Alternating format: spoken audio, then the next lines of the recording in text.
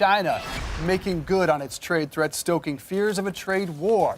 Starting today, China will slap tariffs on $3 billion worth of U.S. goods, retaliation against President Trump's duties on foreign steel and aluminum. The Chinese tariffs hit 128 U.S. products, ranging from agricultural products, pork, fruit, nuts to steel pipes and aluminum.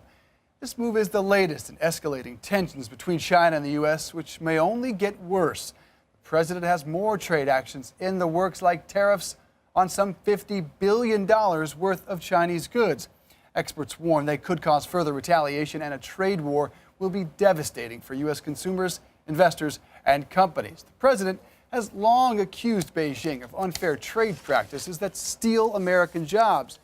For his first year in office, did not make any major trade moves. However, the exodus of a number of globalists from the White House, like Gary Cohn and Rex Tillerson, may be freeing the president to follow through on trade threats. China has repeatedly said it does not want a trade war, but warns it will take firm countermeasures if necessary.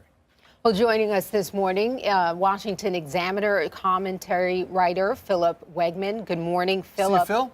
Morning. So let's start off with trade. I mean, what does this do? We're now seeing the United States made a move, and now overnight China has made a move, slapping on these tariffs. I mean, what does this do to the relationship between the two countries? After all, they both need each other.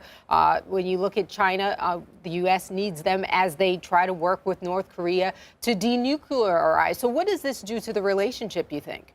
I think what this shows is that the casualties of this war on trade are much more widespread than just industries here and there.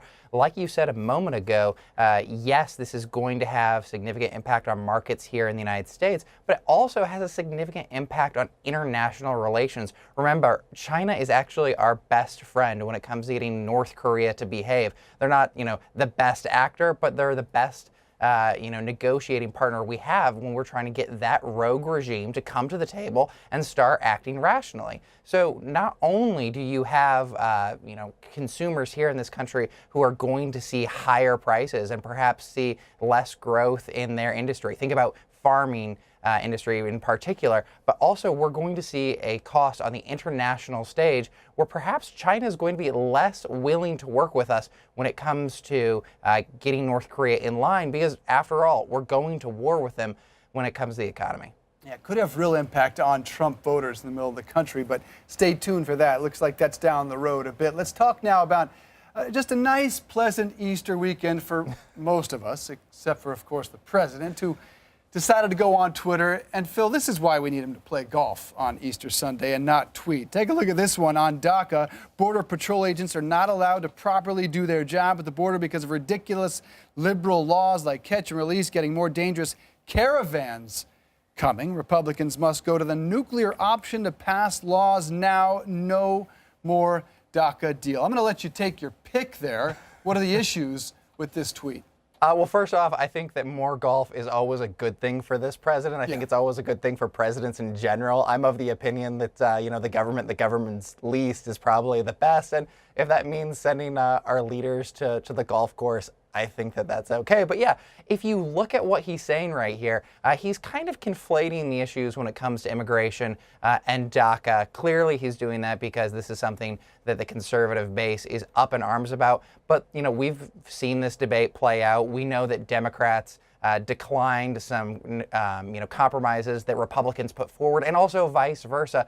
But I think what this does show is that the president, he likes using illegal immigration as his hobby horse because that's his issue. It's his pet issue, but he changes his message. He's saying right now that ICE agents and Border Patrol agents, they aren't able to do their jobs. Well, literally a year ago in March, he was bragging about how ICE agents and Border Patrol agents were doing such a great job that border crossings were down 40%. So this is inconsistent messaging at best. And I think that what this shows is that DACA was a strong suit for this president.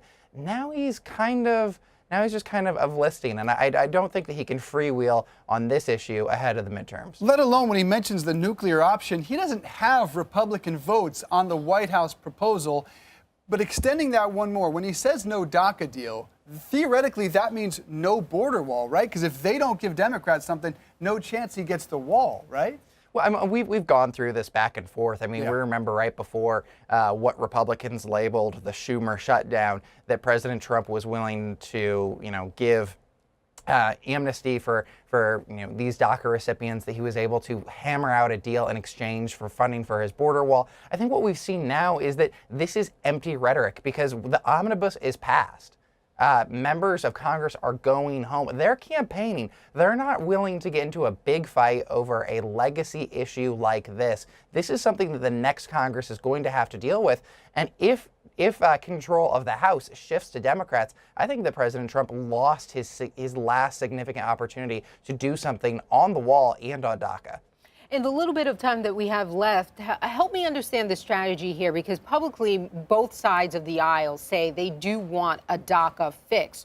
When the president tweets and takes that option off the table completely, saying no deal at all, why would he abandon it? I mean, his own Republicans say they want a DACA fix. Why would he abandon it altogether?